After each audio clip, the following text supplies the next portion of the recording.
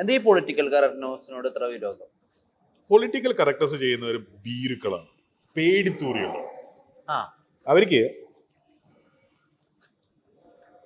എന്ത് ചെയ്താലും എല്ലാവരുടെയും ഗുഡ് ബുക്കിൽ കയറണം, ആരും എന്നെ വിമർശിക്കരുത്. ഫോർ എക്സാമ്പിൾ ഞാൻ ഇപ്പൊ പറയുകയാണെ, ഓ തൃപ്പൂണിത്തുറ ഒരു കടയുണ്ട്, ഒരു തടിച്ചിട്ടുള്ള ഒരു ചേട്ടനാണ് ഫ്രണ്ടിലിരുന്ന് നമുക്ക് ഹോട്ടലിലെ എല്ലാ കാര്യങ്ങളും മീൽസിന്റെ കാര്യമൊക്കെ പറഞ്ഞു തരുന്നത്. ആളുടെ പേര് മൃണാളാണ്. അത് പൊളിറ്റിക്കലി ഇൻകറക്റ്റ് ആയ ഒരു സ്റ്റേറ്റ്മെന്റാ? എനിക്കറിയില്ല, അറിയോ? എന്റെ പേര് ഒരുപാട് പേര് തടിയെന്ന് മൊബൈലിൽ സേവ് ചെയ്തിട്ട് ഞാൻ കണ്ടിട്ടുണ്ട്. അതായത് ചിലപ്പോ നമ്മളിങ്ങനെ ഒരു സ്ഥലത്തേക്ക് ഒരാളെ ഇപ്പൊ ഇയാളെ അഭിദേവ് കാണാൻ വേണ്ടി ഞാൻ ഈ റെസ്റ്റോറന്റ് വരികയാണ്. അവർ ആ ചെയറിൽ അതുപോലെ ഇരിക്കുകയാണ്. ഞാൻ കയറി വരുമ്പോ അഭിദേവ് വിളിച്ചോണ്ടാ വരുന്നെന്ന് വെച്ചു.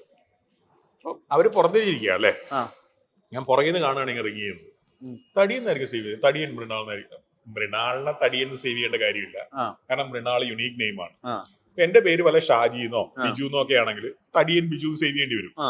സേവ് ചെയ്യേണ്ടി വരും എന്ന് പറഞ്ഞു കഴിഞ്ഞാൽ ഞാൻ ചെയ്യില്ല, അവരും ചെയ്യില്ലായിരിക്കും, പക്ഷെ ആരെങ്കിലും ചെയ്തു എന്ന് വരും. ഞാൻ അങ്ങനെ ചെയ്തിട്ടുള്ള ആൾക്കാരെ കണ്ടിട്ടുണ്ട്. ഒരു കോമ്പിനേഷനിൽ ഫിക്സ് ആയി വന്നതായിരുന്നു. സോറി, സാമ്പാർ.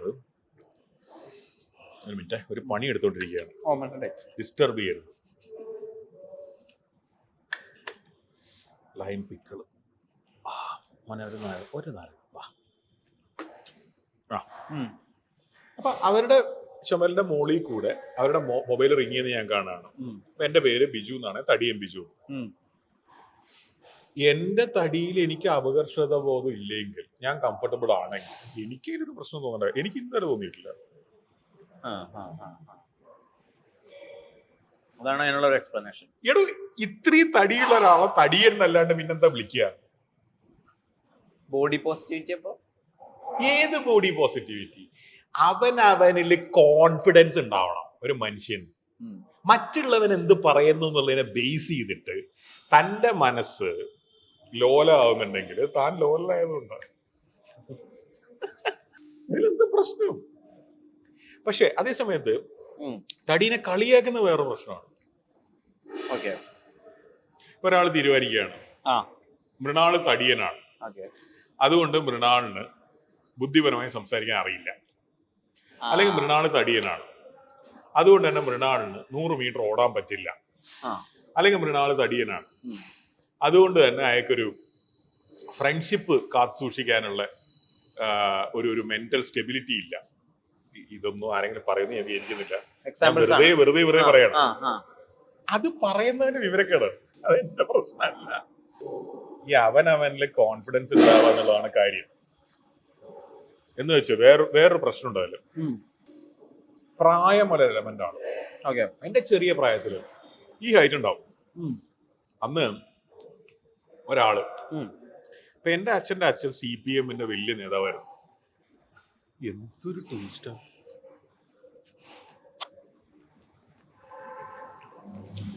കുറച്ച് സാമ്പാർ, കുറച്ച് തൈര്, കുറച്ച് ലൈം പിക്കിളും. ഞാൻ അതുപോലെ ഒരു കാര്യം പറയാം. കുറച്ച് റൈസ്, കുറച്ച് റായ്ത്ത, ഒരു പീസ് ചിക്കൻ അതിന്റെ മേലെ, പിന്നെ ഇത് പുതിന ചട്നി അല്ലേ, ഇതും സൂപ്പർ അല്ലേ? ഗോപിയേട്ടൻ എപ്പോഴും പറയും ഒരു കോമ്പിനേഷൻ കണ്ടുപിടിക്കണമെന്ന്. ആ കോമ്പിനേഷൻ എവിടുന്ന് വരും നമുക്ക് പറയാൻ പറ്റില്ല, കാരണം നാളെ ഇതേ കറികൾ റിപ്പീറ്റ് ചെയ്യില്ല. ഇതേ കറികൾ റിപ്പീറ്റ് ചെയ്താൽ തന്നെ ഇതേ വെജിറ്റബിൾ ആയിരിക്കൂല. ഇതൊക്കെ ചോദ്യം മറന്നില്ലേ? ഞാൻ ചോദ്യം മറന്നിട്ടില്ല. മറന്നു. നീ പറ, നീ എന്താ ചോദിച്ചേ? നമ്മൾ പറഞ്ഞോണ്ടിരിക്കുന്നു അതെ, അച്ഛൻ CPIM നേതാവായിരുന്നു. പക്ഷെ എന്താ ഞാൻ പറഞ്ഞോണ്ടിരുന്നത്? എന്താ വിഷയം? പൊളിറ്റിക്കൽ കറക്റ്റ്നസ് അല്ല, ഒരു പ്രത്യേകതയുണ്ട്, പ്രായം. നിനക്ക് ഓർമ്മയില്ല, അവരെ പിരിച്ചു വിടുക കൊള്ളൂല. നിന്നെ അവര് പിരിച്ചു വിടുകയാണെങ്കിൽ നിനക്ക് എന്റെ ചാനൽ ജോയിൻ ചെയ്യാം. എടോ, ഫ്രീ ഫുഡ് എത്ര കിട്ടൂ? ചാനൽ കിട്ടുമോ? അതിട്ടില്ല. പിന്നെ സ്നേഹം. നിങ്ങൾ ഈ പണ്ട് ഞാൻ ക്യാൻറ്റീനുള്ളപ്പോഴേ രണ്ടാളും കൂടി ഒരു ചോറ് മേടിക്കും, എന്നിട്ട് റീഫിൽ ചെയ്ത് കഴിക്കും. നിങ്ങൾ അങ്ങനെ അയച്ചില്ല? നിങ്ങൾ റിച്ച് ആയതുകൊണ്ടാണ് 2 ആൾ റീഫിൽ ചെയ്യുന്നത്. ഞങ്ങൾ 4 5 പേര് റീഫിൽ. ദാരിദ്ര്യമല്ലേ. ഇവിടെ റീഫിൽ എന്ന് പറഞ്ഞ അപ്പൊ അച്ഛൻ CPI നേതാവായിരുന്നു. അച്ഛന്റെ അച്ഛൻ CPM നേതാവായിരുന്നു. ഈ ബാലസംഘം എന്ന് പറയുന്ന ഒരു സംഘടനയുണ്ട്, കുട്ടികളെ സർഗാത്മകതയൊക്കെ ഉണർത്താൻ വേണ്ടി. അത് സ്ഥാപിച്ചതിൽ പെട്ട ഒരാളാണ്. Okay okay okay. പണ്ട് ശാസ്ത്ര സാഹിത്യ പരിഷത്ത് എന്ന് പറഞ്ഞ വേറൊരു സംഘടന ഉണ്ടായിരുന്നു. പിന്നെ ഇതൊക്കെ ഞങ്ങളുടെ ചൈൽഡ്ഹുഡിനെ വല്ലാതെ ഹെൽപ്പ് ചെയ്തിട്ടുണ്ട്. നേരത്തെ പറഞ്ഞ പോലെ ഒരാൾക്ക് തടിയുണ്ട്, അല്ലെങ്കിൽ ഒരാൾ മെലിഞ്ഞായിരിക്കുന്നത്, ഉയരം കൂടുതൽ, അല്ലെങ്കിൽ ഒരു 15 വയസ്സായ പെൺകുട്ടിയുടെ ചെറുതാണ്, അല്ലെങ്കിൽ വെള്ളപ്പാണ്ടുണ്ട്, അല്ലെങ്കിൽ ഒരു കരിമ്പാറയുണ്ട്. ഇതൊക്കെ കളിയാക്കുന്ന വിവരമില്ലാത്ത ബുദ്ധിയില്ലാത്ത യൂസ്ലെസ്സുകളുണ്ടല്ലോ. Basically they are useless people. അവരവരുടെ ജീവിതത്തിൽ തോൽവി ആയതുകൊണ്ടാണ് അവർ കളിയാക്കുന്നത്. അത് തിരിച്ചറിയാൻ എനിക്ക് പറ്റുന്നതുകൊണ്ടാണ് എന്നെ തടിയാന്ന് വിളിക്കുമ്പോൾ എനിക്ക് പ്രശ്നമില്ലാത്തത്. എന്നെ ഒരാൾ തടിയാന്ന് വിളിക്കുമ്പോൾ ഞാൻ ആലോചിക്കുന്നത് എന്ത് തോൽവിയാണ്. ഞാൻ പുറത്ത് കാണിക്കില്ല, അത് ആബ്സല്യൂട്ട് തോൽവി. എന്റെ മനസ്സിൽ റിമൈൻഡർ ഇടും, ആ ചെക്കൻ അവൻ എന്റെ ജീവിതത്തിന്റെ പരിസരത്തിന് വരരുത്. തോൽവിയാണ്, അതുകൊണ്ടാണ് അങ്ങനെ വിളിക്കുന്നത്. എന്റെ മുഖത്ത് നോക്കി തടിയാന്ന് കഴിഞ്ഞൊരു 10-15 വർഷത്തിനിടയിൽ ആരും വിളിച്ചിട്ടില്ല. കാരണം വിളിക്കാനുള്ള അവസരം ഞാനിങ്ങനെ നോക്കിക്കഴിഞ്ഞാല് വിളിക്കാൻ പറ്റണ്ടേ. അത് പോട്ടെ, നമ്മുടെ കോൺഫിഡൻസ് ആണ് എല്ലാം. അതാണ് ഞാൻ പറയുന്നത്. ഈ നോട്ടത്തിലുള്ള കോൺഫിഡൻസ് ആണ് എല്ലാം. പക്ഷെ ഈ ഹൈറ്റുള്ള 7 വയസ്സുള്ള ഒരു കുട്ടിക്ക് ആ കോൺഫിഡൻസ് ഉണ്ടാക്കി കൊടുക്കാൻ പറ്റുന്ന ബാലസംഘം, ശാസ്ത്ര സാഹിത്യ പരിഷത്ത്, ഇതൊന്നും ഈ പറയുന്ന പോലെ ഇന്ന് ആക്റ്റീവ് അല്ല.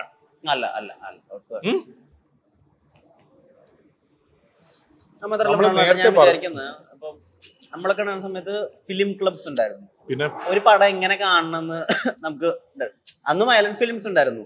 പിന്നെ അന്ന് സൈക്കോ നമ്മളെ കാണിച്ചിട്ടുണ്ട്, ഇരകൾ നമ്മളെ കാണിച്ചിട്ടുണ്ട്. സോ അപ്പൊ പറയായിരുന്നു ഇത് ഇന്ന കാരണം കൊണ്ടാണ് നമ്മൾ ഈ പടം ഇങ്ങനെ ഒബ്സർവ് ചെയ്യേണ്ടതെന്ന്. എന്താ വേണ്ടേ? വേണ്ട, ഞാൻ ചമ്മന്തി കഴിച്ചോളാം. എന്റെ അടുത്ത് എടുത്തു നാളെ കംപ്ലൈന്റ് പറയാനല്ലേ പറ്റൂലോ. അല്ല, ഞാൻ എന്താ പറയുന്നത് വെച്ച് കഴിഞ്ഞാൽ സെൽഫ് കോൺഫിഡൻസ് നമ്മൾ ആർജിക്കേണ്ടതാണ്. അതില്ലാതെ മണലാരണ്യം എന്ന് പറഞ്ഞ പോലെ ആയിപ്പോലോ. ഓക്കെ, നിസ്സഹായരായിരിക്കുന്ന അവസ്ഥയിൽ നമ്മൾ പലപ്പോഴും എത്തിപ്പെടാം. അത് ഏത് പ്രായത്തിലും എത്തിപ്പെടാം, ഏത് അവസ്ഥയിലും എത്തിപ്പെടാം. പക്ഷെ കുട്ടികൾ കൂടുതൽ അങ്ങനെയായിരിക്കും. അവരോടാണ് അങ്ങനെ പറയുന്നതെങ്കിൽ, പണ്ടുണ്ടായിരുന്നൊരു പ്രൊട്ടക്റ്റീവ് സിസ്റ്റം ഉണ്ട്. ടീച്ചർ,